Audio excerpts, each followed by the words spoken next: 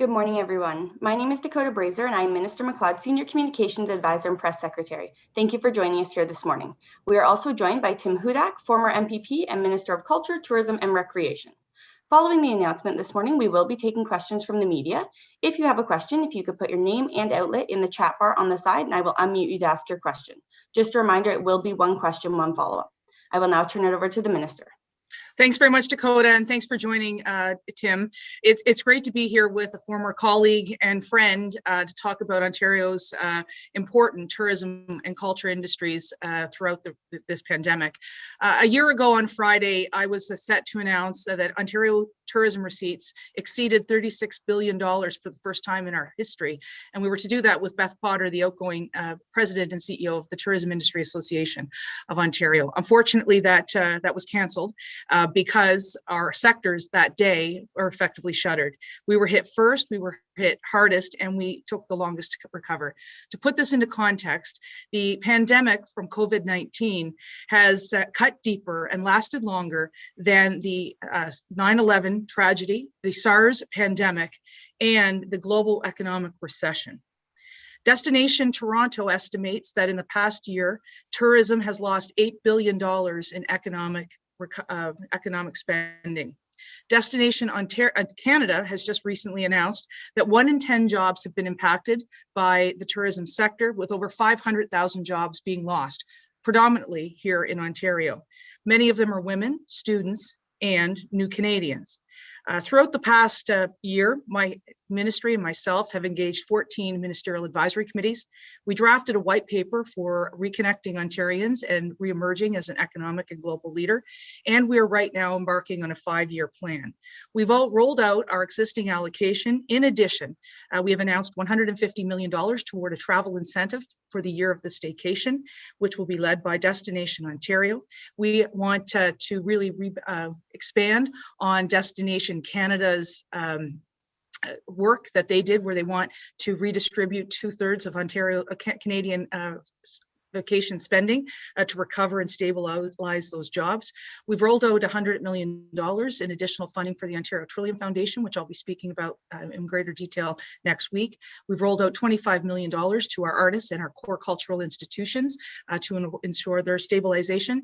We've rolled out $62 million in unallocated funding to our iconic institutions like the Metro Toronto Convention Centre, the Shaw Centre in Ottawa, the Niagara Parks Commission and the St. Lawrence Parks Commission, as well as a number of others. We've worked with the Ministry of Labour and Skills Trade Development to talk about retooling and reskilling those hospitality sector workers who've been out of work.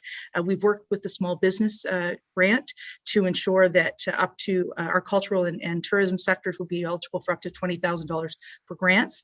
We've expanded the PPE program, and we've utilized the property tax and energy relief supports. But more needs to be done, and that's why I'll be talking about more funding opportunities in the days and weeks ahead.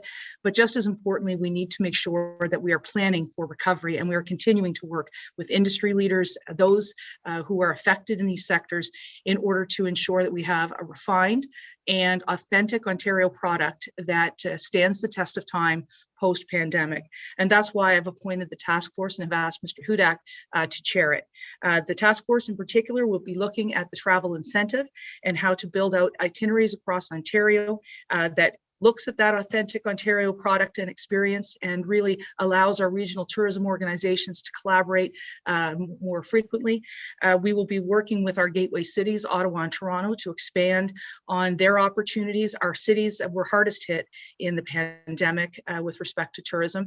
And so our 2 major cities, Ottawa and Toronto, with their 2 major airports, as well as their 2 major convention centers, and the cultural assets in Toronto, mostly owned and supported by the province, and in Ottawa, mostly owned and supported by the federal government, will be key to this.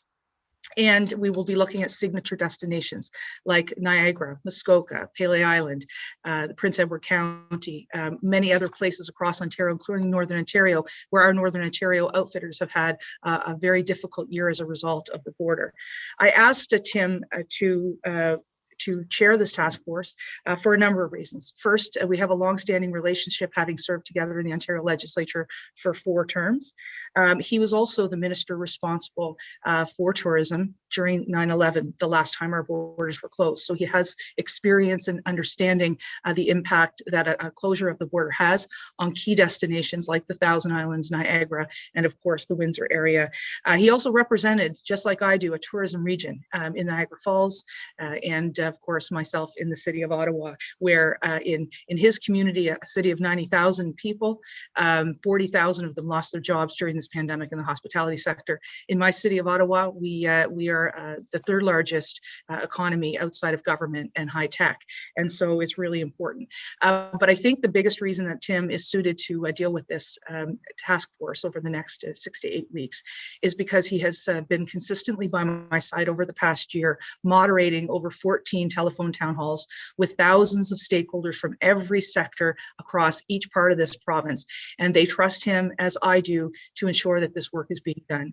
He'll be guided and supported by members of Destination Ontario, as well as our staff from Destination Ontario and with the Ministry's Tourism Division.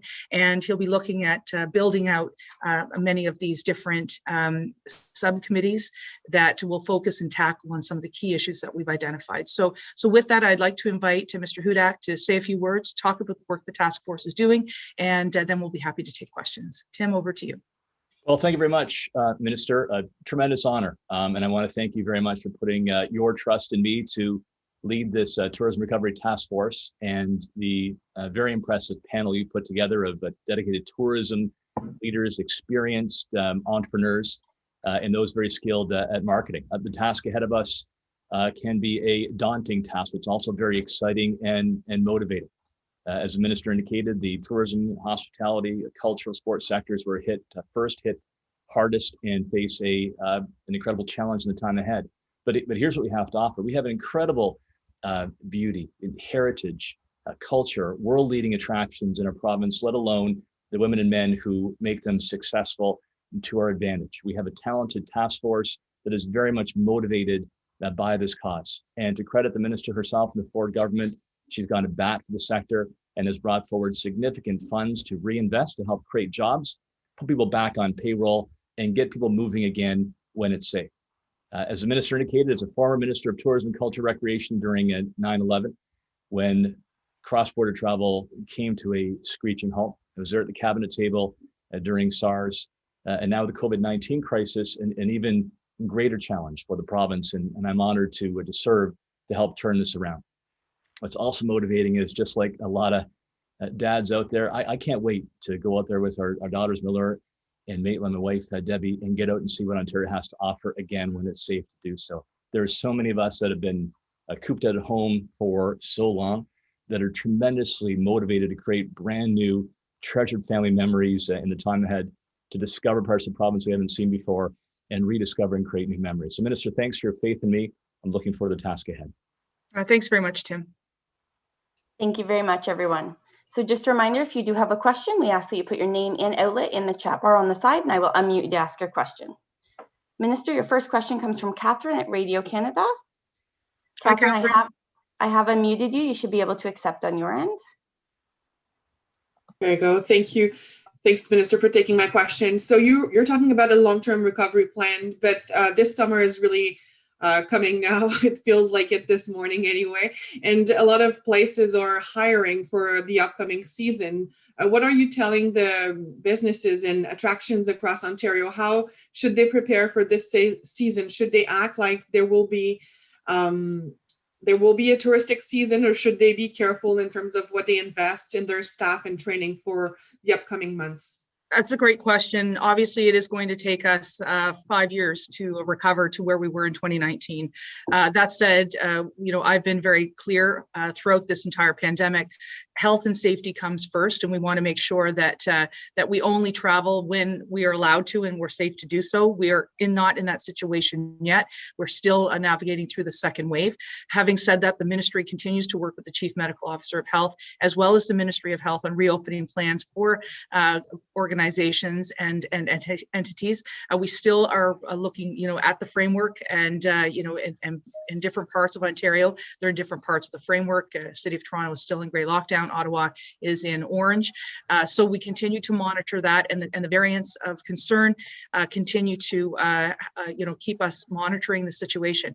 That said, in terms of public policy, the $150 million travel incentive, when it's safe to do so, we will be prepared, working with the sectors and industry, as well as taking leadership through our agency Destination Ontario, be prepared to roll out marketing campaigns as well as itineraries to encourage people to do what we did last summer, which was hyper-local marketing and encouraging people to really reconnect when it's safe to do so in their own communities. And again, we recognize this is going to be a lengthy period of recovery, and we continue to monitor public health advice.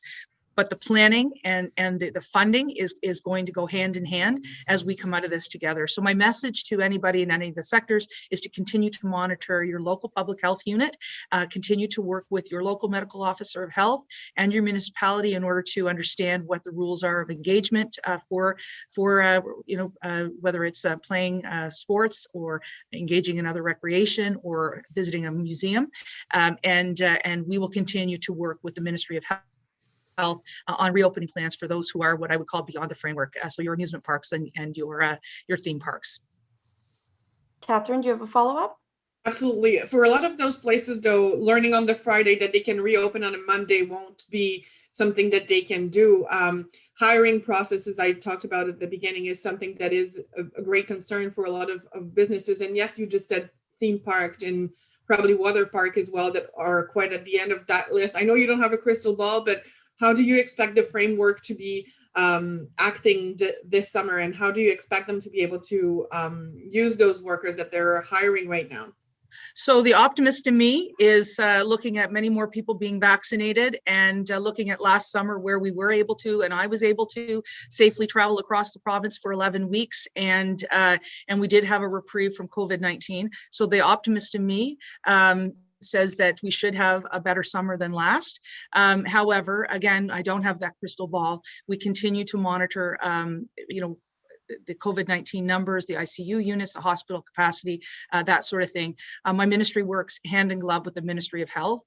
And again, I understand where you're coming from. We recently dealt with this with our ski hills, making sure that these multi-million-dollar operations would be able to get the snow ready to go and hire the people. And I've seen a remarkable resiliency in the sector, and I'm very grateful for everyone's patience. Right now, we're just telling people to continue to monitor public health, but I can assure them that this ministry and this government will be there for them as we come out the other side. Thank you. Thank you very much. Minister, your next question comes from Jeff Gray at the Globe and Mail. Jeff, I have unmuted you. You should be able to accept on your end. Hi, Jeff. Hi there, Minister. Mr. Hudak, how are you? I just wanted to ask, I guess it's obviously related. It's one of the biggest files for tourism going forward, one would hope, which is Ontario Place. And topic. Yeah, I'll bet. I did want to just see if you could say a little bit about sort of where that process has ended up now, because we obviously have the news of Chief Saunders being brought in. We heard last fall about these bidders from the private sector, similar process that the previous government actually had. Where are those bidders still involved? Will Chief Saunders be negotiating with one or more of them and the city and others to try and figure out how to a vision for the space? Is that where we're at? So I'll be making an announcement on Ontario Place in April, and it is Ontario Place's 50th anniversary from when Bill Davis, our former premier, opened it. So it will be key in my white paper and in my 5-year plan to our economic recovery. It's our first point because the site really will represent all Ontarians, and we're excited about that process. Infrastructure Ontario is, with my ministry, is leading the negotiations with the proponents, and those will be announced in short order. We have made the commitment that the ecological features of the nature trail, the William G. Davis Trail, will be retained, as will the historic elements that are so important to people. For example, the pods and the Cinesphere. We've also ruled out a casino and housing on the site. So what we really are looking at is making it a year-round destination that welcomes people from all walks of life, from all over the world when it's safe to do so, and really reflects each and every Ontarian. Chief Saunders, who I've had the pleasure of getting to know over the last couple of years, has agreed to come on as my special advisor to both myself and to the Premier in order to help us navigate two areas in particular. One is our work with the City of Toronto. He understands the processes there as the former chief. He is also, of course, well known to many of the personalities there. And so that I think will be a great value to me as we move to the redevelopment of the site, but also our broader economic recovery of the province, particularly in the tourism and culture sectors. And he'll also be working with our Indigenous partners and providing advice to the Premier and myself on that. So very excited to have that opportunity to work with Mark Saunders, as well as to be able to work with Tim Hudak. I can tell you in the past year, I've had the opportunity to reach out to so many people with great expertise to help guide this ministry through, whether that is former Minister Hudak, former Premier Dalton McGuinty, former Senator Bob Runciman, and of course now the former police chief. The one thing I've seen that's been so remarkable in the past year is everyone has sort of put down whatever their partisan stripes have been for the common good. And so I think that that's something that's going to help us with Ontario Place. I hope that clarifies things. I'm happy to take a supplemental. Thanks. Yeah, just to follow up on that, I think there was some head scratching about the Saunders appointment, and no disrespect to the former police chief, of course. When the Liberals ran into trouble with Ontario Place with their bid process, they brought in a former chief planner for the City of Toronto, someone with experience in sort of land development, that kind of thing. I think a lot of people would say a police chief would be a good person to have there if you had security issues or anti-terrorism concerns or something like that. Can you talk a little more about why a former police chief would be brought in to do what is essentially negotiate some sort of real estate development? He's not negotiating real estate development, so I completely reject the premise. And I think that those who would peddle that narrative are quite alarmist. The special advisor had been posted for well over a year. It was one of the things I identified as soon as I became minister, recognizing how important this would be as a redevelopment. As I mentioned, he has been selected for two very important reasons. One is his ability to navigate City Hall as a former police chief. He has incredible organizational skills. I am from the City of Ottawa. I don't know the personalities. And I also, have a very big job in terms of economic recovery and, of course, the redevelopment of Ontario Place being key to it. So having somebody who has sat in front of City Council, understands their processes, understands their personalities is absolutely key. The second thing, and this is really important to me, and I've been saying this for over a year and a half, this ministry, this province, we are the world in one province, and this ministry must contribute to an economic and social bottom line. And that social bottom line includes people of diversity. And Mark Saunders also has those incredible connections. In fact, it's through many of the cultural events in the City of Toronto that I've attended as minister where I got to know him. And so those are the two key things. So this is not about planning and land development. We have Infrastructure Ontario for that. We will have proponents for that. What this is a very organizationally function role that deals with the City of Toronto processes. Thank you very much. Minister, your next question comes from Randy at 93.1 The Border. Randy doesn't have a mic, so I'm just going to read it out for you. Hey, Randy. Minister, how do you see Northern and Northwestern Ontario playing a role in the tourism recovery? Excellent question. I had the opportunity to spend a week in the north with David McLaughlin last summer and got to see some of the incredible authentic experiences, both with our Indigenous communities, but also with some of the natural beauty. Obviously, the ministry has the Ontario Science North up in Sudbury, but also in different parts of Northern Ontario. So we're going to continue to invest there. I'll have more to say post-budget about how we We want to support the Northern Ontario outfitters, but I can assure you that the authentic experience offered in Northern Ontario is like no other in the world. And so we're actively having conversations to see how we can best support them and ensure that more Ontarians take in the exquisite and authentic tourism experience that they have. But, you know, before I answer a supplemental, I'm going to turn it over to Mr. Hudak, because not only was he the Minister of Tourism, but he also did Northern Development and Mines. And so he may have some thoughts on how we focus on this. And certainly as we look at our subcommittees and we talk about signature destinations, Northern Ontario is one of the key areas. So Tim? Yeah, thanks, Minister. Yeah, I got to declare a conflict of interest. I want to get back to Kenora. I love the Lake of the Woods area. Some of my favorite trips in work or pleasure capacity were areas like Fort Francis and Red Lake. I love to take my girls across Northern Ontario with the Northeast and Northwest. Ministry, you need it. Dave McLaughlin's going to be a great member of the task force. We have Aboriginal tourism leadership as well as a voice around the table, and we'll be expanding our reach as well to make sure that the unique aspects faced by Northwestern Ontario, as well as those by the Northeast, are part of our report to the Minister. We want to make sure that this tourism recovery is going to be felt in every part of the province, and we get more Ontarians discovering the beauty and attractions and history of Northern Ontario. I mean, mission accomplished. Thank you very much. Minister Randy did not have a follow-up. Can I just add one thing? Because Tim just, so the Northern Ontario is so magical. And I can say last year was the 100th anniversary of the Group of Seven. And so you can take in some of those amazing trails, you know, in Sault Ste. Marie, some of the most beautiful Indigenous art I found in Thunder Bay. You know, to experience a float plane is a once in a lifetime opportunity for some people. And so really I hope to capture people's imagination over the next year of the staycation of what is possible and where you can find some of the most exquisite things right here at home, where you couldn't find this anywhere else. So I'm very excited and passionate about the opportunities for Northern Ontario, Randy. Thank you very much. Minister, your next question comes from David Haynes at the Queen's Park Briefing. Hey, David, is this about the OHL? David, you have been unmuted. There you are. Yeah, I should ask you to give me I should ask you to give me the next lottery numbers, Minister. Okay. Time on the OHL season is marching on, as you know. Can you describe what your current outlook is, your level of optimism? Will the season happen? I'm feeling great right now. I know that there are still a few outstanding details with the Ministry of Health and the Chief Medical Officer of Health.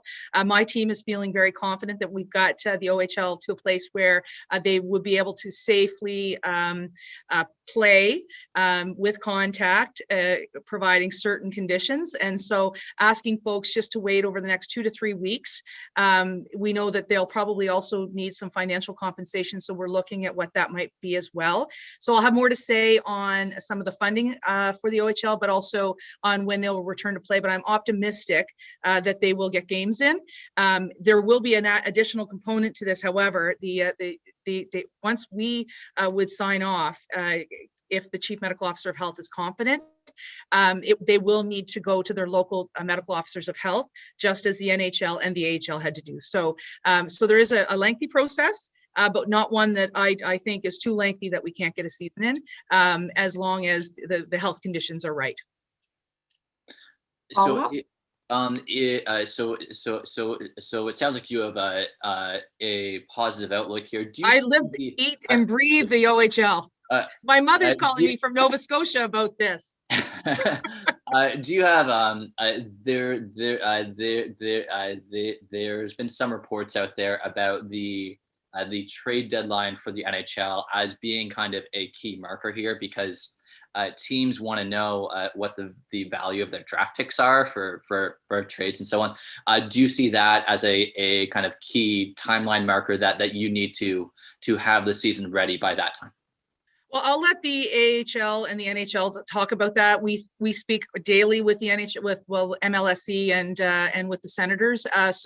They're very highly collaborative. I actually have just taken calls from both of them this morning. So I think that we'll work with the NHL and the OHL on what that would return. But again, we're still in a public health crisis, and as optimistic as I am, I still need the final sign off by the Chief Medical Officer of Health.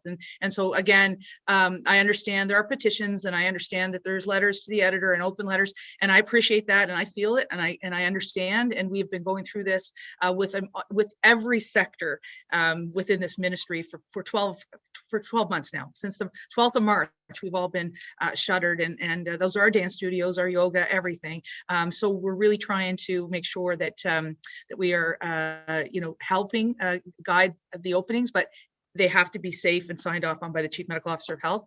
But I got to tell you, I have a lot of optimism for sport coming out of this pandemic, and we've got a lot of great things to announce next week. Thank you very much. Tim, did you want to weigh in on the OHL? I was a garbage goal scorer, right? Maybe that's why I got in politics. I'd sort of hang out for the net and try to put the puck in the net without doing any work. I think your answer was perfect. I'll stand back on that one. Thank you. Minister, your next question comes from Khalid at Canadian News. Khalid, I have unmuted you. You should be able to accept on your end. Hi, Khalid. Hi, Minister. How's everybody? 10, 15 years ago, we had a project through the Ministry of Tourism with Via Train this project called the bike train. And it allowed anybody who have a bike to hop in, hop out to Niagara and come back the same day with reduced fares. Can we see this season, especially in summer with the pandemic and everything, a season pass for the major destination? Anybody who has a bike, his family, friends, and whatever, can hop in, go maybe a day, tour, and come back, because transportation fees and fares are really a big hurdle when it comes to tourism. Yeah, thanks very much for that question. That would be more, I think, addressed to my colleague, the Minister of Transportation. I can say her and I have been collaborating a great deal over the past year as it pertains to our transportation links, understanding that it is essential for travel and hospitality. And last summer, we were able to reopen some lines from Toronto to Niagara with Metrolinx. And so those conversations are ongoing. But I would say, in order to make travel when it's safe to do so in the year of the staycation affordable, we will be offering that $150 million travel incentive of 20% for a family or an individual. So we're excited about that. And Tim, maybe you want to talk a little bit about the conversations you're having with the team about a built-in itinerary such as this. Yeah, thanks, Mr. And I appreciate the question too. And as a cyclist myself, our trails are getting a little lonely in Niagara, so we look forward to the return of folks, and hopefully, our plan, which we'll bring back to the minister later this spring for the tourism recovery, we'll look at aspects like that of the question. But you're absolutely right, Minister. One of the things we've heard is the importance of building up itineraries, how you can extend stays, how we can join regions, how people can learn about multiple sites when they're traveling across our province that maybe they haven't seen before, or they want to go back and check out again. Not only does that help create even greater memories for families and tourists across our province, it's going to put women and men back on payroll. We've had a lot of job losses in the sector, as Minister indicated, and our top goal is to make sure people can get back to work safely and start putting money back into their bank accounts. We want to also make sure that we have partnerships across the various regions and the various attractions. I think a huge game changer when it comes to tourism is Minister McLeod's idea in the recent budget to do the 20% tax credit on destinations. That's going to help extend stays. It's going to help people visit more attractions, and really, they're going to be vacations of a lifetime for Ontarians. Thank you. My follow-up about the Parliament slip, we heard about it a couple of days ago to develop Toronto waterfront. I want to know, because it's a little bit ambiguous, who's paying for this in case it will be passed, who will be running it, and why don't we have more than this? Because actually, it's been ages we haven't touched or developed the waterfront in a modern way. Yeah, the ministry actually has so much waterfront asset across the province. So between the St. Lawrence Parks Commission, the Niagara Parks Commission, one of our attractions up in Thunder Bay, as well as Ontario Place, it's obviously very important to me as somebody who grew up in Atlantic Canada that the waterfront always is available and accessible. So that's one of the things we want to make sure for Ontario Place. Again, it's Ontario Place. It's not just in one city. It's located somewhere, but it's going to reflect all Ontarians. There will be some remediation work that the province will pay for, but the proponents will be responsible for their own developments. And so we will be announcing more in April. And again, as much as this hopefully, when it's safe to do so, be the year of the staycation, it also is going to be a seminal year for Ontario Place on its 50th with a number of announcements throughout the year. Thank you. Thank you. I think we have time for about 2 more questions there. Minister, your next question comes from Alex at City News Ottawa. Alex, I have unmuted you. Hello. Hey, Alex, how are you? Oh, not bad. You'll have to tell me before you get started. Is it as warm at home today as it is in Toronto? It's like 11 degrees here. Oh, it's beautiful. Oh, good. So when I get home, the snow will melt.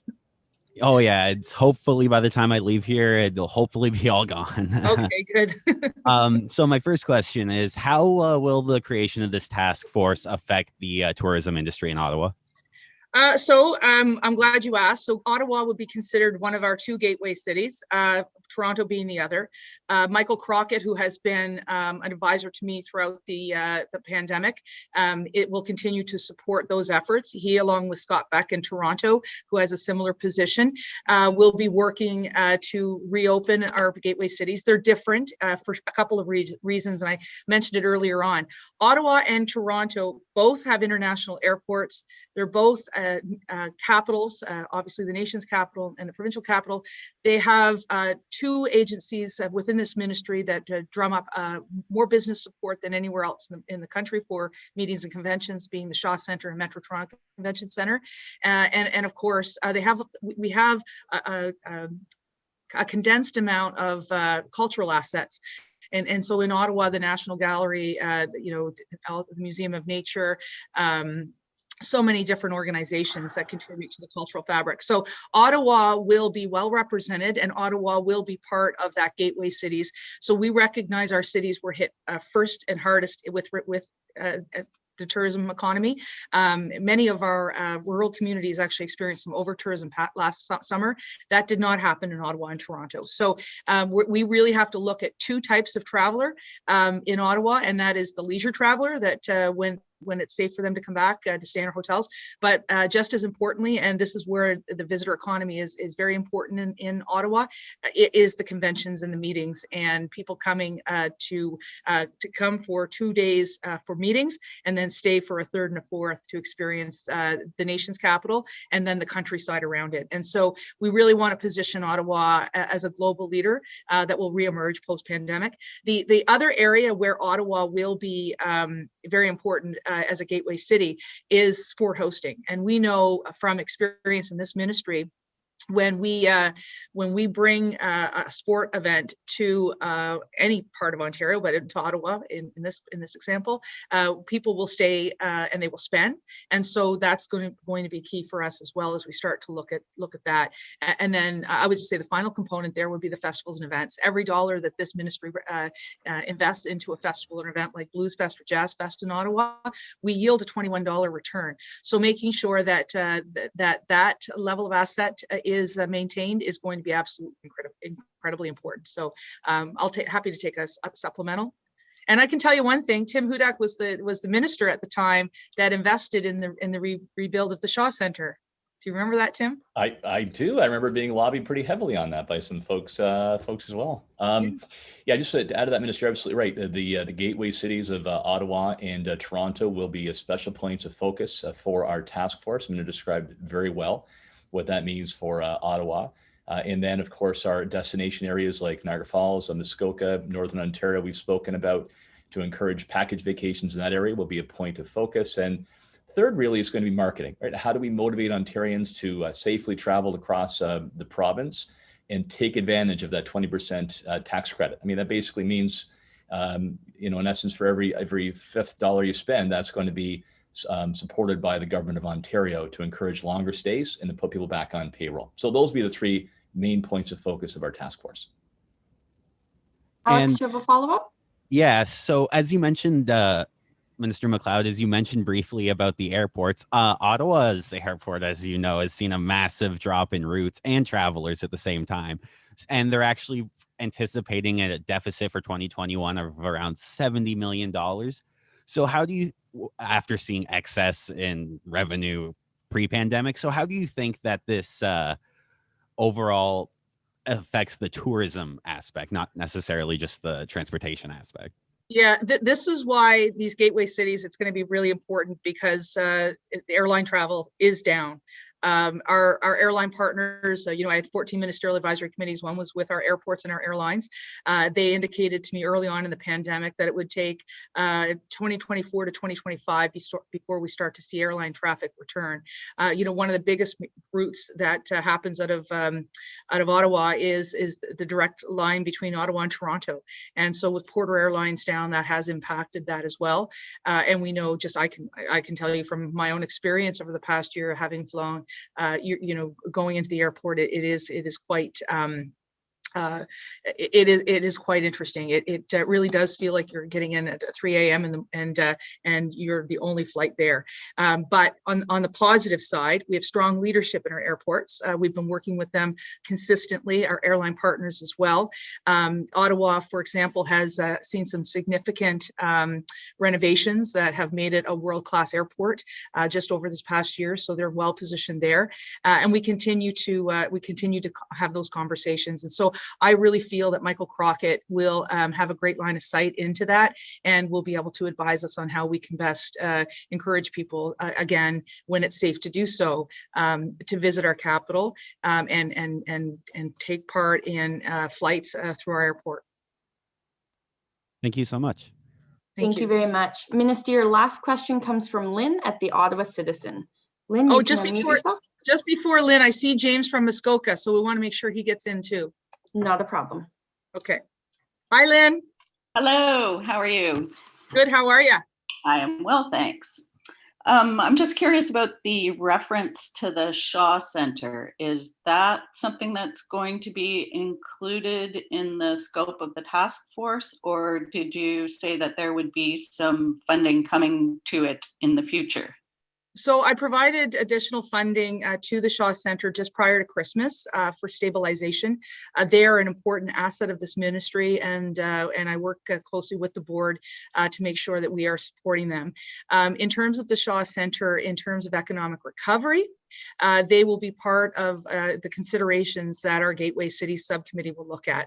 The business travel is going to be absolutely critical for our economic recovery, and obviously our social recovery as well. So we want to make sure when it's safe to do so that they're getting bookings, and so that will be part of the task force that we're talking about. I've also had discussions with Destination Ontario, which is another agency within the ministry, to see how we can best leverage international markets when it's, again, safe to do so. Again, I'm not encouraging anyone to go out and start traveling and being a tourist today. The conditions are not right, but when the conditions are right and public health has advised us it's possible for us to do this, I want to make sure that the Shaw Center and the Metro Toronto Convention Center, which is another agency of this ministry, are prepared and ready to welcome back meeting and convention folks. And so we continue to have those conversations, but they will absolutely be critical in the economic recovery of our city. Okay.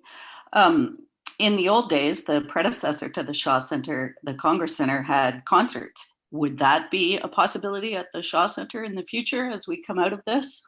You know what? I think I'll leave it to the operations folks over there. My CEO, Anita Kressler, is incredible. They are looking at a variety of different things that they would want to bring there. I should be having I do a lot over at the Shaw.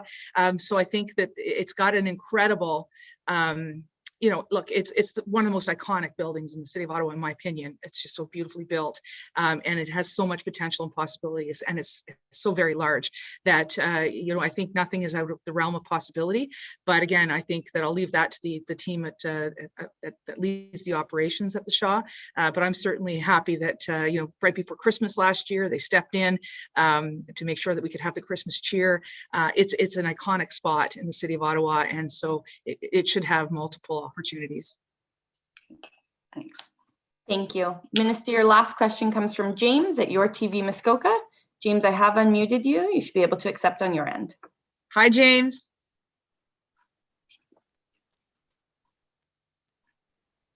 Oh, there you are. Hi, Minister. Sorry about that. Thanks very much for giving me a chance to. Obviously, cottage country plays a big role in the tourism sector in Ontario.